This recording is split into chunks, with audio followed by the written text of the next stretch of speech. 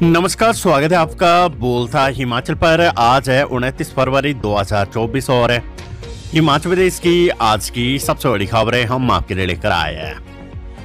हमेशा की तरह आप इस वीडियो को लाइक कर दीजिएगा। चैनल पर नहीं जुड़े चैनल को आप सब्सक्राइब जरूर करें।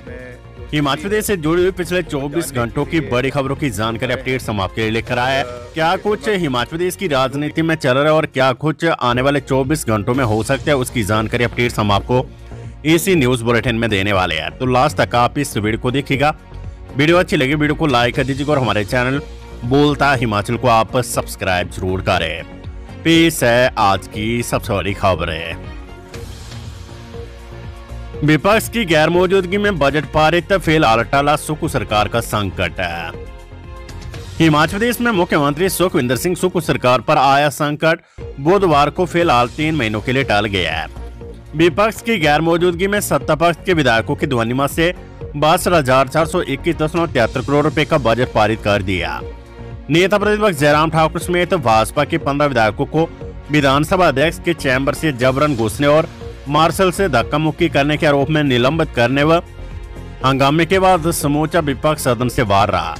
कांग्रेस के 6 विधायकों के बागी होने से राज्यसभा सदस्य का पद गुवाने के बाद मुख्यमंत्री सुक्खू पहली परीक्षा पास करने में सफल हो गया है। इसके साथ ही विधानसभा अनिश्चित काल के लिए स्थगित कर दी गई है।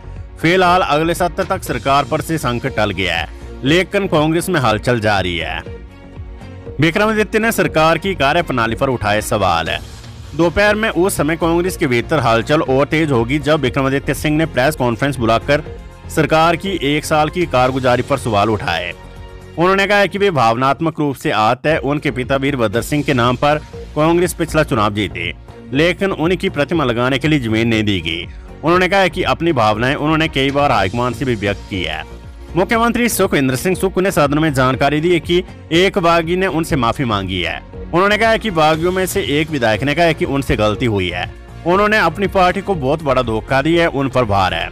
मुख्यमंत्री ने मीडिया से कहा कि विक्रमादित्य सिंह उनके भाई है। इस्तीफा मंजूर करने का कोई औचित्य नहीं है। उनकी जो भी नाराजगी है उसे दूर किया जाएगा। राजधानी शिमला पहुंचे कर्नाटक के उप मुख्यमंत्री DK शिव कुमार और हरियाणा के पूर्व मुख्यमंत्री भूपेंद्र हुड्डा ने बुधवार दोपहर बाद कांग्रेस के सभी मंत्रियों, विधायकों और मुख्य संसदीय सचिवों से एक कर बैठ कर उनके मन टटोले।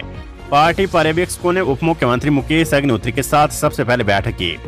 इसके बाद विक्रमादित्य सिंह और प्रदेश कांग्रेस अध्यक्ष प्रतिभा सिंह भी पर्यवेक्षकों से मिले। कांग्रेस हाईकमान की ओर से हिमाचल में भेजे गए दोनों पर्यवेक्षकों ने रात तक बैठ के कर मुख्यमंत्री सुक्खू के प्रति नाराजगी को लेकर विधायकों की टोली क्रॉस वोटिंग की भी पड़ताल की गई। प्रदेश में बदलते राजनीतिक समीकरणों को लेकर मुख्यमंत्री सुक्खू के साथ भी पर्यवेक्षकों की लंबी बैठक चली। अब दोनों पर्यवेक्षक अपनी रिपोर्ट पार्टी हाईकमान को देंगे। इन बैठकों के दौरान पार्टी के प्रदेश प्रभारी राजीव शुक्ला और छत्तीसगढ़ के पूर्व मुख्यमंत्री भूपेश बघेल भी मौजूद रहे।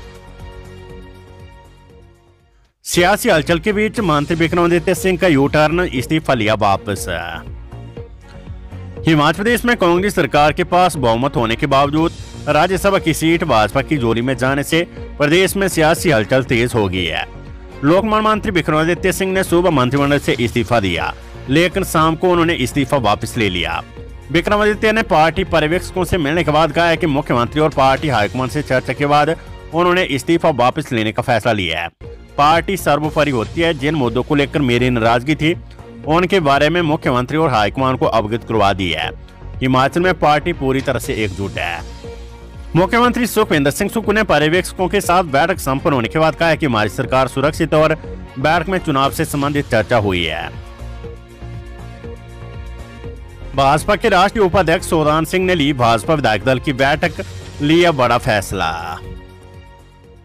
विधानसभा में 2 दिन तक चली सियासी उठाफटक के बाद बुधवार देर शाम भाजपा विधायक दल की एक महत्वपूर्ण बैठक राष्ट्रीय उपाध्यक्ष सोदान सिंह की अध्यक्षता में होटल मरीना में आयोजित हुई। बैठक में पूर्व प्रदेश प्रभारी एवं वरिष्ठ अधिवक्ता सतपाल जैन, नेता प्रतिपक्ष जयराम ठाकुर सहित सभी विधायक उपस्थित रहे। बैठक में ताजा घटनाक्रम को लेकर विस्तार से चर्चा हुई। विधायकों ने सोदान सिंह के समक्ष एक कर अपने विचार रखे। फ्लोर टेस्ट के लिए राज्यपाल से भेंट कर सौंपी जाएगी हस्ताक्षर सहित सूची। बैठक में एक बात तो उभर कर सामने आई कि आने वाले 2 से 3 दिनों में भाजपा राज्यपाल के समक्ष सभी विधायकों के फ्लोर टेस्ट के लिए जरूरी हस्ताक्षर की सूची प्रस्तुत कर फ्लोर टेस्ट की मांग करेगी। देर शाम भाजपा अपनी आगामी रणनीति बनाने में जुट गए, जिसमें वरिष्ठ अधिवक्ता सतपाल जैन ने इस प्रक्रिया से जुड़ी जानकारी साझा की।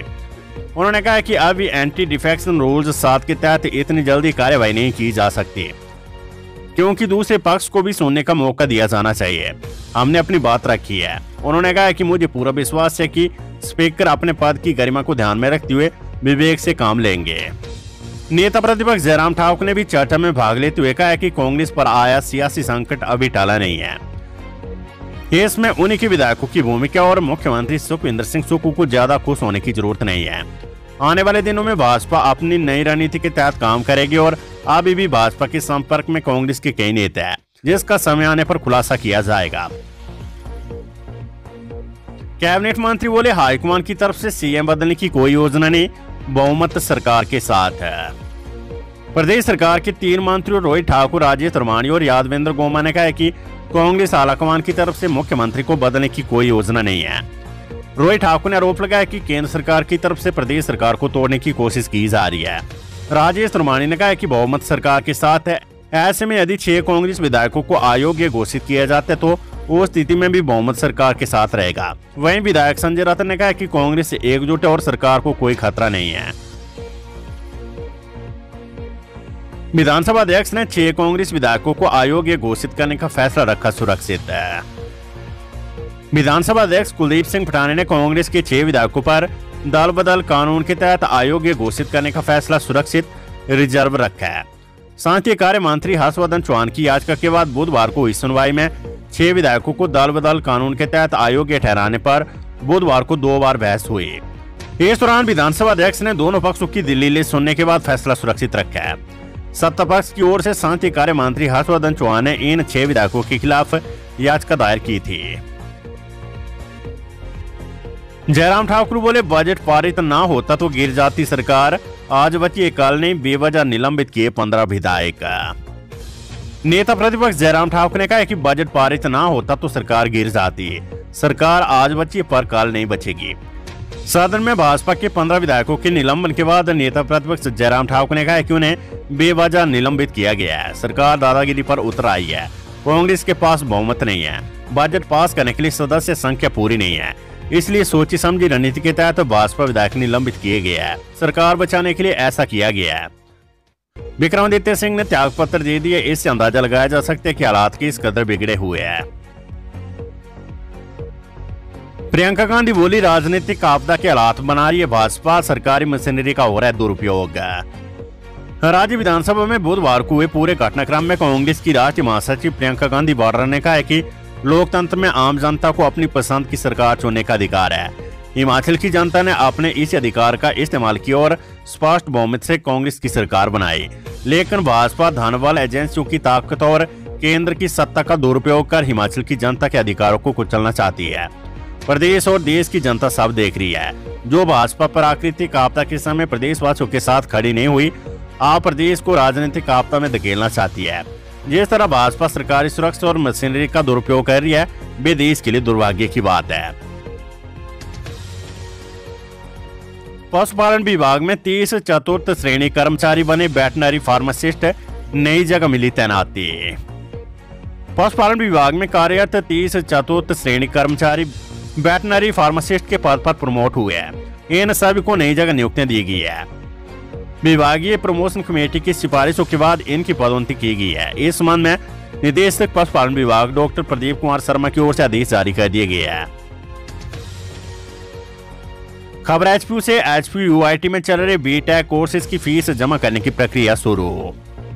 हिमाचल प्रदेश में स्थित एचपीयू के यूनिवर्सिटी इंस्टीट्यूट ऑफ टेक्नोलॉजी में चल रहे बीटेक के द्वितीय, चतुर्थ, छठे व 8वें सेमेस्टर की फीस जमा करवाने को लेकर नोटिस जारी किया गया है। फीस ऑनलाइन माध्यम से जमा करवानी होगी और इसके बाद फीस जमा करने की कॉपी विद्यार्थियों को सबमिट करनी होगी। सत्र 2023-24 के लिए फीस जमा करने की प्रक्रिया शुरू होगी और बिना विलंब शुल्क के 26 मार्च तक फीस जमा करवाई जा सकेगी। इसके बाद 27 मार्च से 4 अप्रैल तक 1000 रुपए विलंब शुल्क के साथ फीस जमा होगी और 5 से 19 अप्रैल तक 5000 रुपए विलंब शुल्क के साथ फीस जमा होगी। इसको लेकर फीस का ब्यौरा और फीस जमा करवाने का लिंक यूआईटी की ओर से जारी कर दिया गया है। आबकारी एवं कराधान विभाग भरेगा ईटीआई के 25 पद, लोक सेवा आयोग को भेजा पत्र। राज्य आबकारी एवं कराधान विभाग 25 आबकारी और कराधान इंस्पेक्टरों ईटीआई की भर्ती करने जा रहे हैं। इसके लिए विभाग ने लोक सेवा आयोग से पत्राचार कर दिया है। लोक सेवा आयोग इसकी औपचारिकताएं पूर्ण करके इसे विज्ञापित करेगा। इसमें 80% पद सीधी भर्ती से भरे जाएंगे, जबकि 20 पद प्रमोशन के आधार पर भरे जाएंगे। नियमित तौर पर होने वाले ईटीई की नियुक्तियों के तहत 25 पदों में से 16 पदों को सीधी भर्ती प्रक्रिया से भरा जाएगा। इस संबंध में आबकारी एवं कराधान आयुक्त डॉक्टर यूनिस की ओर से राज्य लोक सेवा आयोग के सचिव से पत्राचार कर लिया गया है। नगर निगम पालमपुर का बजट करों की दरों में कोई बढ़ोतरी नहीं, न ही कोई नया कर लगाया। नगर निगम के वार्षिक बजट में 45 करोड़ 96,05,000 रुपए की कुल आय का अनुमान रखा गया है। वहीं कुल अनुमानित व्यय 40 करोड़ 18,05,000 रुपए आंका गया है। नगर निगम ने आय का जो अनुमान रखा है उसमें पूंजीगत प्राप्तियों से 39 करोड़ 7 लाख रुपए, जबकि राजस्व प्राप्तियों से 4 करोड़ 27 लाख रुपए प्राप्त करने का लक्ष्य रखा है। बजट में 19 करोड़ 99,15,000 रुपए राजस्व व्यय, जबकि 20 करोड़ 28,90,000 रुपए पूंजीगत व्यय आंका गया है। नगर निगम का तीसरा वार्षिक बजट महापौर गोपाल चंद नाग ने प्रस्तुत किया। बजट में तत्कालीन नगर परिषद के अंतर्गत आने वाले क्षेत्र में किसी नए कर को प्रस्तावित नहीं किया गया है। वहीं पुराने करों की दरों में भी बढ़ोतरी नहीं की गई है। नगर निगम में मर्ज अनेक क्षेत्रों में पहले से टैक्स हॉलिडे 31 मार्च तक है। ऐसे में बजट में इस बात को उल्लेख नहीं किया गया है कि यदि टैक्स हॉलिडे पीरियड में बढ़ोतरी नहीं होती तो मर्ज एरिया भी तत्कालीन नगर परिषद की तर्ज पर करों की वसूली की जाएगी या नहीं। चालू वित्त वर्ष में नगर निगम के विभिन्न वार्डों में पार्षदों द्वारा दिए गए अनुमोदनों पर सड़कों, पुलों व अन्य विकासात्मक कार्य हेतु लगभग 6 करोड़ 50 लाख रुपए का प्रावधान किया गया है। इसमें सड़क, पुलों व फुटपाथ आदि की मरम्मत हेतु 1 करोड़, विभिन्न रास्तों में टाइल इंटरलॉकिंग हेतु 1 करोड़ रुपए, सड़कों का चौड़ीकरण करवाने हेतु 50 लाख रुपए और अन्य विकासात्मक कार्य हेतु 4 करोड़ रुपए का प्रावधान किया गया है। खबर बिलासपुर से बम्बर ठाकुर पर हमला करने के 8 आरोपी न्याय की हिरासत में भेजे। पूर्व विधायक बम्बर ठाकुर पर हमला करने वाले 8 आरोपियों को बुधवार को फिर से अदालत में पेश किया गया। अदालत ने उन्हें 14 दिन की न्याय की हिरासत में भेज दिया है। मामले के 5 आरोपी अभी भी पुलिस की गिरफ्त से बाहर है। फरार आरोपियों में से 3 ने उच्च न्यायालय में जमानत याचिका दायर की है, जिस पर बुधवार को सुनवाई होनी थी लेकिन नहीं हो पाई। वहीं बम्बर ठाकुर का उपचार क्षेत्रीय अस्पताल में चल रहा है। डॉक्टर के अनुसार उनकी हालत में सुधार हो रहा है। वहीं फरार 5 आरोपियों की पुलिस तलाश कर रही है। दर्दनाक हादसा, खाई में गिरी ऑल्टो कार, 2 बच्चों सहित जुब्बल के 6 लोगों की मौके पर ही मौत है। देहरादून में त्योनी अटाल सड़क मार्ग पर एक ऑल्टो कार के खाई में गिरने से कार में सवार 7 लोगों में से 6 की मौके पर ही मौत हो गई है, जिनमें 2 बच्चे भी शामिल हैं। वहीं एक अन्य गंभीर रूप से घायल हो गया है। जानकारी के अनुसार ये हादसा 11:30 बजे के करीब त्योनी अटाल सड़क पर हैंडसू गांव के पास हुआ है।